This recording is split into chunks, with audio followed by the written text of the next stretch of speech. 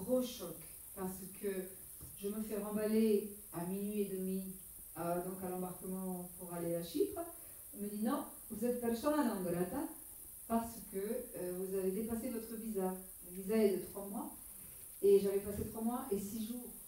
Alors je pense que le douanier voulait un bakshish que je ne lui ai pas donné, donc il ne m'a pas laissé passer. Ce qui fait que je devais vraiment partir déguerpir de la Turquie. Donc le lendemain, j'ai dû prendre un vol inespéré pour Tel Aviv. Et là, je suis vraiment effondrée parce que j'ai adoré la Turquie. Alors je suis déjà à Tel Aviv, mais avant j'ai subi un interrogatoire. Le vol pareil était très loin, très long. Et je suis arrivée aussi à 1h du matin, très, très fatiguée. Ça faisait 2 nuits que je traînais la nuit comme ça dans les embarcadères et dans les aéroports. Et là j'ai subi un interrogatoire assez musclé. C'est pas possible que tu marches toute seule, c'est pas vrai, d'où tu viens, pourquoi tu fais ça, où est ton mari? Bah, mon mari, j'espère qu'il dort à cette heure-ci à 1h du matin. Pourquoi tu es seule? Et puis ce qui m'a sauvée, c'est le petit carnet crédential. Et là, il a compris, il a dit ah oui, c'est vrai, elle marche quand même. Mais il ne le croyait pas, le policier. Et puis après, il a été sympathique, il m'a laissé, mais pendant à peu près 3/4 d'heure d'interrogatoire. Ça a été très dur, j'étais très fatiguée, je ne savais plus ce que je disais. Tu as une carte de crédit, tu as combien d'argent dessus? C'est vraiment des questions très intimes des fois. Où est ton mari? Attends, où est ta femme? Bref, encore le recyclage. Alors Tel Aviv est en art et en modernité ce que Jérusalem est en tradition et en, comment on pourrait dire, en religiosité. Je ne sais pas si je m'exprime bien. Tel Aviv, c'est une fête continue. C'est la jeunesse, c'est un peu l'Ibiza israélien. Et alors que Jérusalem, voilà. Bon, donc vous voyez, c'est des bars très modernes, très jolis ou pas, mais en tout cas très fonctionnels. Alors je suis à 3000 km de Barcelone, à 2008 de Marseille. Et je suis à presque 55 à 60 km de Jérusalem. Donc j'ai 3 jours de marche là qui me reste à faire. Donc je vais visiter le port de Jaffa quand même. C'est de la pierre et c'est du bleu. La statue de la foi. Et on voit bien. Alors j'ai marché tout le long là. C'est très très long. On ne croirait pas avec sa photo, mais. Et là, j'ose demander à des juifs intégristes. Si je peux leur faire une photo. Donc il y en a qui saluent, il y en a d'autres qui ne veulent même pas regarder, qui continuent à lire. Et ils sont en train de pique-niquer au même endroit que moi. Et bah, ils apprennent la Torah, j'imagine. Et il n'y a pas vraiment de communication. On ne peut pas communiquer autant qu'avec les Maïkas en Roumanie, par exemple. Regardez la place de l'Arbre aussi en Israël.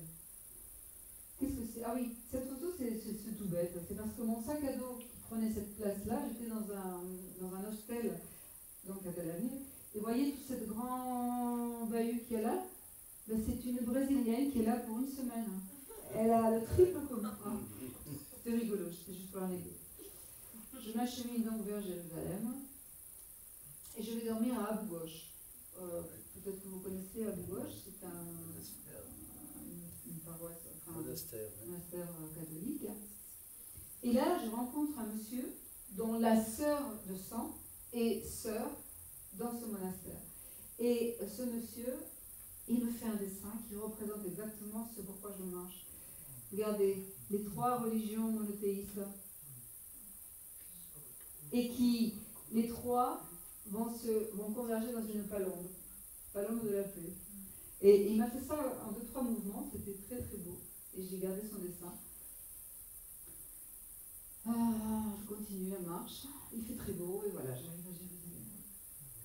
Donc, je vais vous montrer quelques photos et je parlerai après. En face, on a le mont des Oliviers. Et tout le long, vous voyez des autobus. C'est tous les touristes qui visitent et qui vont en pèlerinage à Jérusalem. Nous passons devant l'église de Gethsemane, ceux qui connaissent Jérusalem. Et au fond, à droite, on voit l'église orthodoxe russe, où je vais connaître un prêtre, Pierre, qui a été un homme fantastique pour moi le temps de mon séjour à Jérusalem. Donc là, je suis du côté inverse. Je photographie le mur. Et là, cette photo, pour moi, elle est assez parlante et emblématique, puisqu'on voit la place que les Israéliens ont enlevée petit à petit aux Palestiniens. Je dis bien enlevée, je suis désolée. Je vais me mouiller, je serais plus pro-palestinienne qu'israélienne. Regardez tout est en vert, et là, regardez ce qu'il leur reste. Hein, les colonies ont gratté, petit à petit. Alors, j'ai vécu avec les Palestiniens, je suis restée là-bas, à la maison d'Abraham. La maison d'Abraham, c'était un endroit pour pèlerins. Pardon ? C'est le secours catholique qui s'en occupe. Exactement. Créé en 64. Ouais. Je m'en souviens parce que c'est ma date de naissance.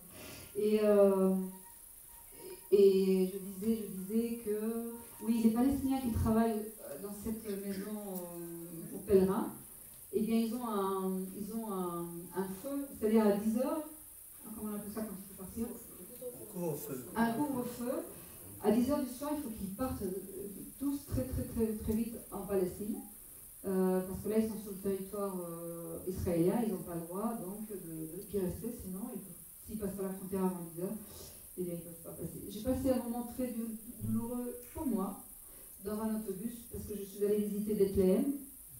Et là, j'ai vu donc tous les Palestiniens qui descendaient du bus pour être contrôlés. Et nous, touristes et Israéliens, on n'avait pas besoin de descendre. Et puis quand ils sont remontés, j'avais une femme à côté, je lui ai demandé, mais pourquoi vous descendez ? Because I am Palestinian. Et je lui ai dit, et alors ? Et bien, elle m'a dit, c'est comme ça tous les jours. On nous fait descendre, on est fouillé 2-3 fois par jour. Si on travaille à la frontière ou pas. Et moi, j'ai eu un haut aux larmes. Quoi. Là, j'ai eu un choc. Ça m'a fait quelque chose d'entendre cette femme qui je me disais, mais qui suis-je moi, pourquoi moi je ne descends pas et toi tu descends enfin, bon. L'esplanade des mosquées, le symbole de Jérusalem, qui est sur le petit livret que tu as. Et voilà le mur de lamentation. Je vais laisser les 3 mots des 3 personnes qui me l'ont demandé. Et on voit bien la classe des hommes, qui est quand même plus large que celle des femmes, au passage. Donc, pour aller à l'esplanade des mosquées, il faut passer par ce chemin, par ce petit tunnel, par cette passerelle, et on est contrôlé comme dans un aéroport. On n'a pas le droit d'avoir d'ostentation ni de croix, ni de Bible, ni de aucune ostentation religieuse. Sinon, elle est restée là dans le petit local. Et puis le sac passe dans une bande comme à l'aéroport, pareil.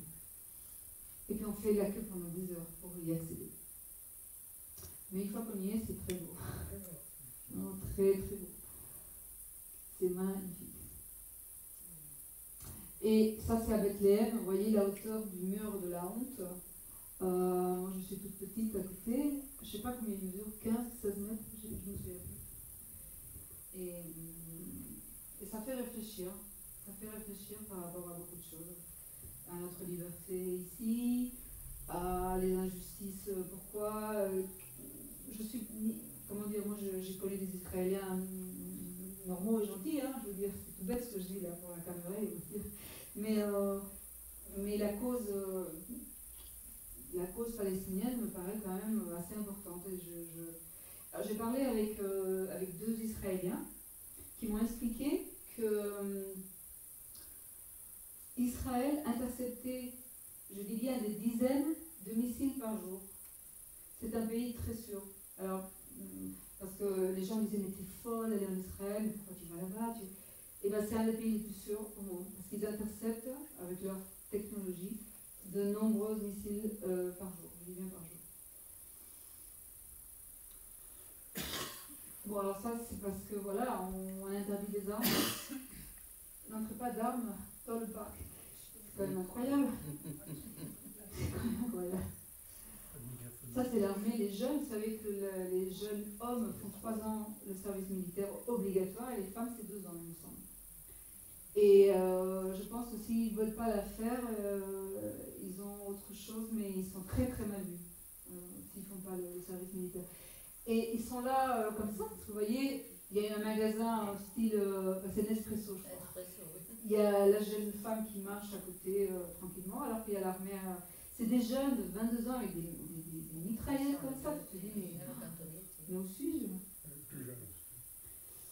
Alors j'ai eu la neige pendant la semaine où j'ai passé, du soleil à la neige. Et là, ce sont toutes les tombes juives, recouvertes par la mer. Et je suis donc, derrière moi, j'ai le mont des Oliviers. Oui, alors ça, c'est le Père Pierre. Et ça, je vais vous le montrer parce que c'est quelque chose qui me tient. C'est une amie qui m'a offert ce foulard avant que je parte. Et j'en ai fait quelque chose. J'ai décidé de marquer une phrase, elle est toute encadrée au milieu, en espagnol et en français, j'ai marqué. Vous connaissez sans doute Antonio Machado.